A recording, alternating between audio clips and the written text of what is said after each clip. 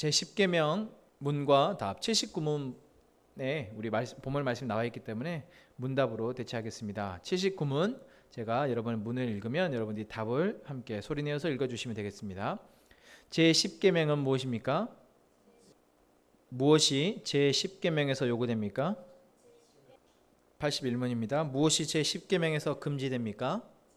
네, 오늘 79문, 80문, 81문 를 통해서 10계명의 마지막 계명인 제10계명을 살펴보겠습니다. 여러분들이 이제 총 10가지의 계명, 하나님께서 이스라엘 백성, 아니 우리 모든 하나님의 백성들에게 주신 10가지 계명을 다 살펴보게 됩니다. 오늘까지 해서 여러분들이 하나님의 이 10가지의 계명을 통해서 하나님의 어떤 의도, 목적이 이제 좀 보여지십니까? 이제는 아시겠죠? 이 10가지의 계명은 무엇을 이야기하고 있습니까? 한마디로 얘기하면 무엇일까요?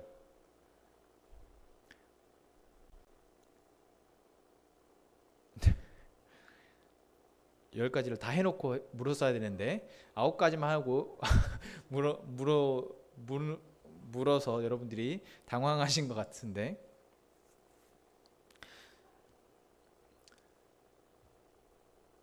열 가지의 계명을 다 살펴보게 되면, 아니 사실 성경을 보게 되면 하나님이 결국 우리에게 어떤 인간이라는 한계를 가지고 있는, 또 죄의 본성을 가지고 있는 우리에게 말씀하시는 그 주요한 그 말씀은 바로 우리에게 하나님이 우리 세상의 주인이신 것을 알고 그 하나님이 우리를 이끌어 가시는 것에 만족하고 그것을 누리며 살아라입니다. 그러니까 하나님이 누구이신지를 분명히 알고 그 하나님이 우리에게 베푸신 것을 만족하며 누리고 살아라는 것이죠.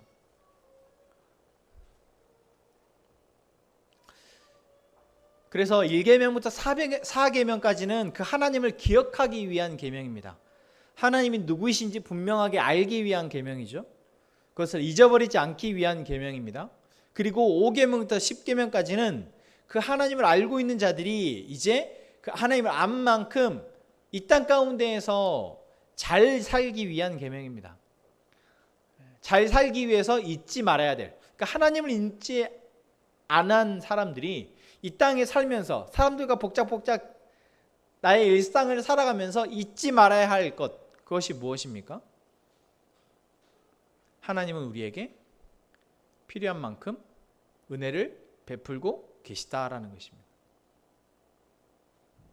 그래서 6계명부터 10계명까지의 모든 계명은 다 하나님의 은혜를 알고 있다면 당연히 마땅히 지키게 되어질 내용들입니다.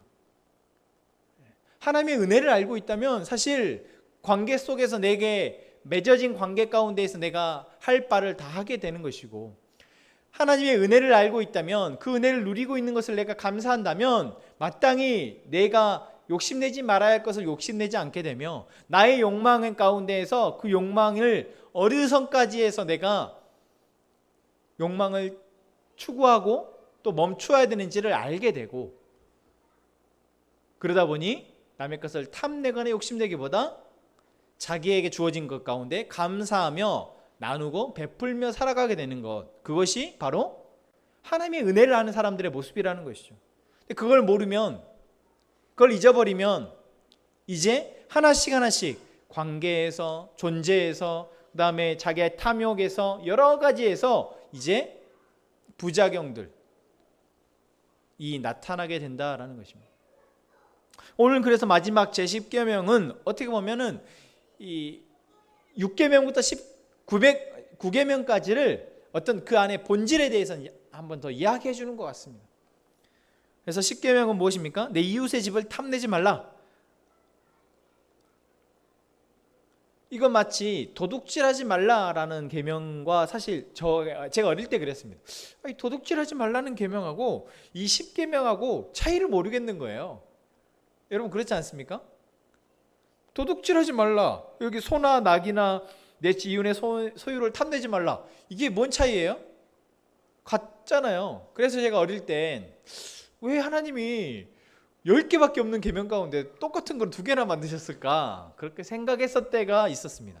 여러분 혹시 그 생각 안 하셨어요? 그래?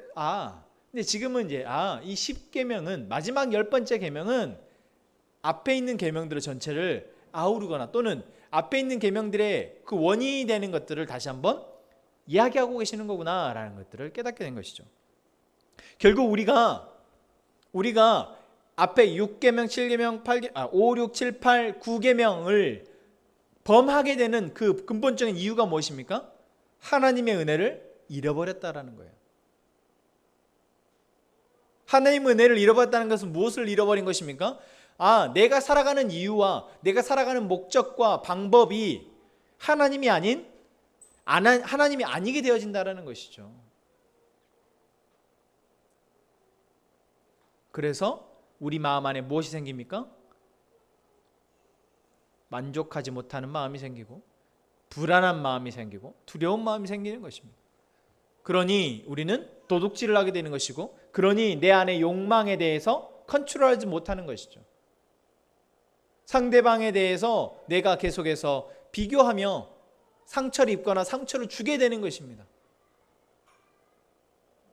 그래서 제 10번째 계명, 제 10계명은 그 이야기를 다시 한번 상기시키면서 전체적으로 우리 안에 지금 하나님의 은혜를 알고 있는지를, 그리고 하나님의 은혜를 아는 자로 살아가기를 마지막 기회로 다시 한번 당부하는 그런 계명이라고도 할 수 있겠습니다.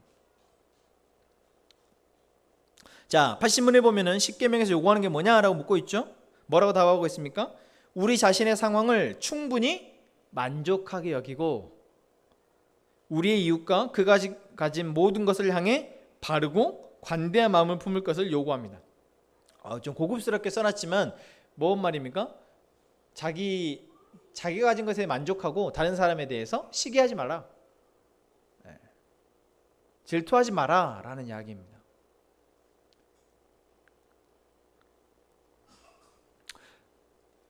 디모데전서 6장 8절 말씀, 그러니까 어떤 성도 간의 지켜야 할 마음에 대해서 이야기하고 있는 디모데전서 6장에 보면 이런 이야기를 하고 있습니다. 우리가 먹을 것과 입을 것이 있은즉 족한 줄로 알 것이니라. 여러분, 먹을 거 있으시고 입을 거 있으시죠? 그러면 뭐 하라고요? 감사하다, 충분하다. 그것이 바로 하나님의 백성들의 마음이었다. 하나님의 백성은 먹을 것이 있고 입을 것이 있으면 뭐하라? 감사합니다 하나님, 내게 오늘도 입을 것이 있고 먹을 것이 있네요, 충분합니다 라고 고백할 수 있어야 한다는 것이죠. 여러분, 그렇다고 하나님이 그것만 주십니까? 놀랍게도 우리는 그 생각을 안 해보는 것 같아요. 내가 먹을 게 있고 당장 입을 게 있어서 하나님 이것으로 충분합니다 라고 말했을 때 하나님 정말 그것만 주시가요? 여러분, 우리 이미 그렇지 않다는 것을 알고 있습니다. 그렇잖아요. 여러분, 그랬으면 우리가 지금 이렇게, 만약 하나님이 정말 제가 먹을 것이 있고 입을 것이 있으면 족한 줄 압니다 라고 했다고 하나님이 그것만 주셨다면 지금 아마 교회에서 신앙생활하고 있을 사람 한 명도 없을 겁니다. 하나님은 결국 그러신 분이 아니라는 거죠. 내게 주어져 있는 것들, 내가 가지고 있는 것들에 만족할 수 있는 사람에게는 하나님이 더 부어주시는 것이, 더 부어주시고 그 사람의 필요를 채우시는 것이 바로 하나님의 사랑이자 은혜입니다. 그렇기에 뭐 하라는 거예요? 입을 것이 있고 먹을 것이 있으면 족한 줄로 알아라 라고 성경은 우리에게 권면하고 있다는 것이죠. 또한 요한일서 2장 16절과 17절에도 보면 이렇게 얘기하고 있습니다. 이는 세상에 있는 모든 것이 육신의 정욕과 안목의 정욕과 이생의 자랑이니 다 아버지께로부터 온 것이 아니요 세상으로부터 온 것이라. 이 세상도 그 정욕도 지나가되 오직 하나님의 뜻을 행하는 자는 영원히 거하느니라. 여러분, 우리가 하나님의 나라 백성이라고 말합니다. 하나님 나라 백성은 영원을 소유한 자이고 영원을 사는 자입니다. 우리 육신의 생명이 끝난다고 해서 끝이 아니고, 지금 제 나이가 39인데 이제 39이니까 인생이 이제 중반 지났고 좋을 때 다 지났고 이제 뭐 막바지 가는구나. 60이 됐고 70이 됐으면 이제 내 인생이 다 끝났다. 이제 살 만큼 살았고 이제 더 이상 뭐 누릴 것도 없고 인생 뭐하냐, 허무하냐, 이것이 아니라 그리스도인 하나님의 백성은 그것으로 끝난 것이 아니라 내가 영원히 살 그 영원 가운데 한 순간을 내가 살아가고 있는 것이기 때문에, 그것을 알고 있는 자이기 때문에 우리 안에 불릴듯 올라오는 그 정욕, 육신의 정욕과 안목, 눈으로 보고 느끼는 것의 정욕과 또한 이생의 자랑, 이 모든 것들은 다 하나님에게서 온 것이 아니라 세상에서 온 것이라. 그래서 영혼을 사는 자는 그러한 것에 지배받지 않는다라는 것을 성경은 이야기하고 있습니다. 그래서 결국 뭐라는 겁니까? 먹을 것이 있고 입을 것이 있으면 족한 줄 알아. 아, 하나님 감사합니다. 우리 세민이 형제가 차를 팔았는데 걸어다녀서 내가 걸을 수 있는, 차가 없어도 걸을 수 있는 다리가 있음에 감사하는 세민이 형제가, 예.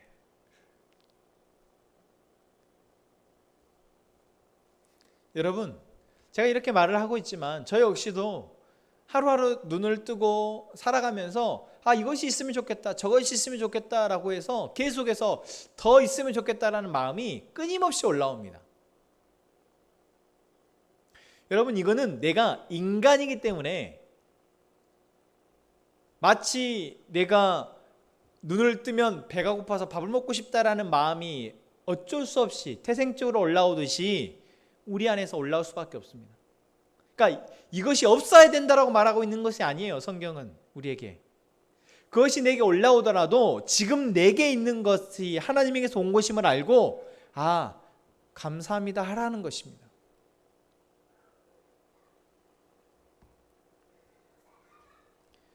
그것을 지금 성경은 요구하고, 십계명은 그것을 얘기하고 있는 거예요.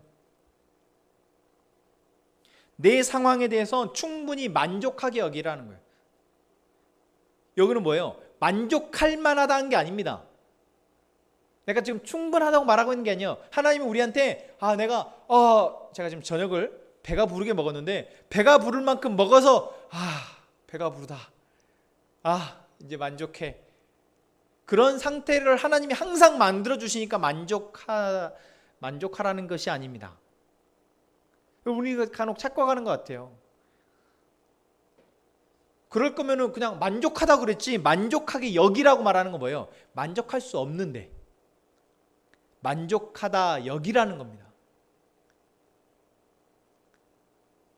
지금 내 육신의 정욕과 이런 것으로는 아직 멀었어요. 더 필요하고 더 갖고 싶고, 저 사람이 갖고 있는 거, 저 집에 있는 거 나도 필요하고 나도 갖고 싶습니다. 이번에 식기세척기를 너무 갖고 싶어서 긴급재난지원금으로 샀습니다. 그런데 저희 집은 설치가 안 된대요. 포기했습니다. 갖고 싶어요. 돈이 있으면 살 수만 있다면 사고 싶습니다. 여러분, 그것은 우리 안에서 끊임없이 계속해서 생산되어지는 마음일 것입니다. 그러나 뭐 하라고요? 그런 마음이 올라올 때 내게 지금 베풀어 주신 하나님의 은혜를 보면서 내게 비록 저것이 갖고 싶고 하지만 저것이 없더라도 내가 만족하다, 감사하다 여기라는 것입니다. 왜 하나님이 그렇게 말씀하실까요? 평생 배부를 수 없지만 배부르라고 강요하는 것입니까? 아닙니다. 바로 그렇게 하지 않았을 때 우리 안에 올라오는 부정적인 마음, 죄의 마음을 하나님께서는 경계하시는 것입니다. 그래서 81문에서 십계명이 금지하는 것에 대해서 이렇게 표현하고 있습니다.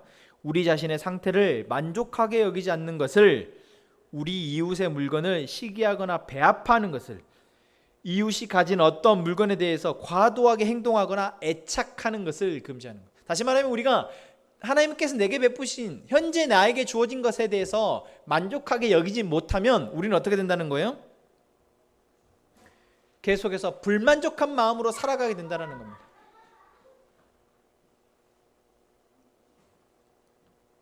또한 내 옆에 있는 사람의 물건을 뭐합니까? 시기합니다.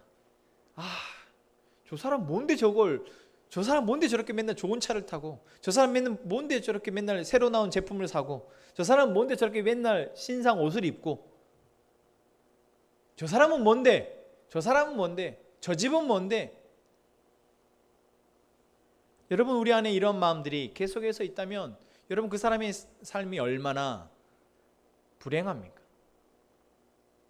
사실 우리는 어느 정도 이제 성숙하다 보면 그것을 알고 있어서 그런 마음이 올라올 때마다 그런 마음 안 먹으려고 스스로도 생각을 합니다. 근데 그것이 나의 의지로 되어지는 문제가 아니다라는 것이 중요한 부분이죠. 그래서 하나님은 제 10번째 계명에서 자족하라라고 말씀하고 있습니다. 무엇을 통해서요? 하나님이 내게 지금 베풀어 주신 것을 통해서 만족하라 여기. 그렇지 않으면 우리는 또한 이웃이 가진 어떤 물건에 대해서 과도하게 이게 무엇입니까? 도둑질이죠. 이웃 사람의 물건을 도둑질한다거나 또는 그 사람의 물건, 그 사람에서 해코지한다거나 이러한 행동으로 나아가게 된다는 것입니다.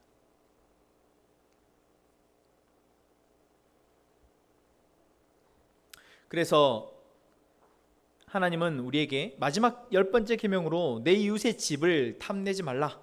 이웃의 아내, 남종, 여종, 소, 나귀, 이 모든 것들은 그 당시에 한 사람이 갖는 재산을 대표하는 것들입니다. 그래서 다시 말하면 내 이웃의 모든 소유를 말하는 것이죠. 그것을 탐내지 말라. 결국 하나님은 마지막 10번째 계명에서 우리 안에 있는 죄의 본질인 탐심에 대한 이야기를 하고 있습니다. 우리 안에 하나님으로 만족하지 못하는 그 죄의 본질을 경계하고 있습니다. 네 안에 죄의 본성이 있음을 깨닫도록 하시고 있습니다. 우리 안에 계속해서 죄의 본성이 있음을 경고하고 있는 것입니다.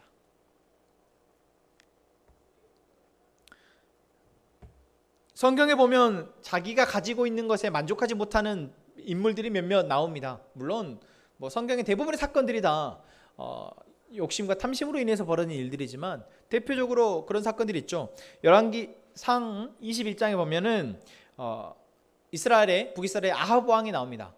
대표적인 사건이 혹시 여러분 기억하실지 모르겠는데, 아합 왕이 이제 왕이잖아요. 그런데 자기 왕궁에서 보여지는 저기 앞에 보니까 나봇이라는 사람의 포도원이 있습니다.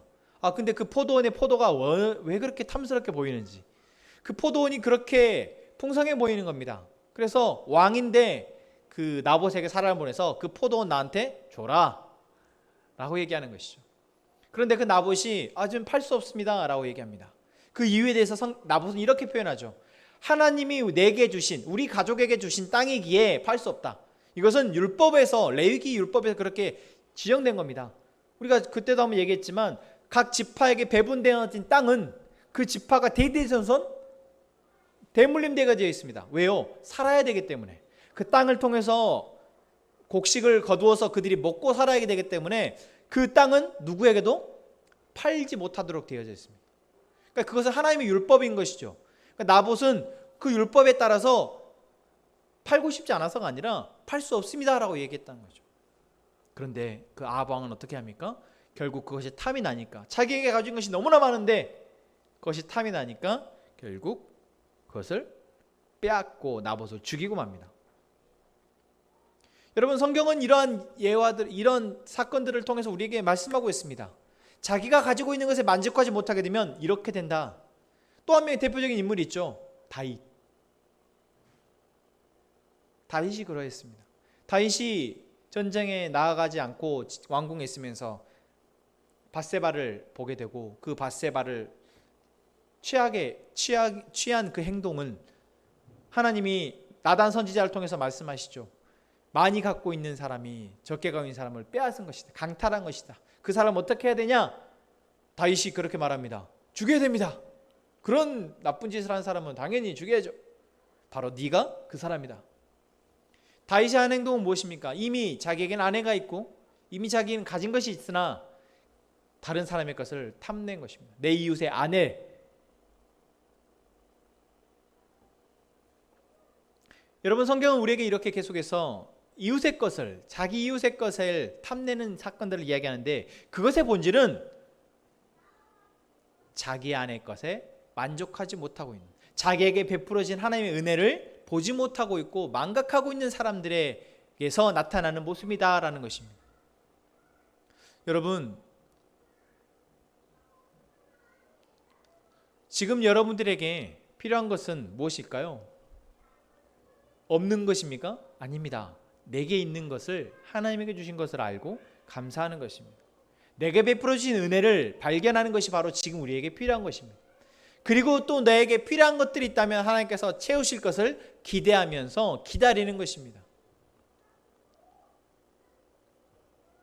우리 함께 행복한 가족 모두가 그러한 하나님의 은혜 아래 은혜를 기억하고 은혜를 기대하며 살아가기를 소망합니다. 우리 함께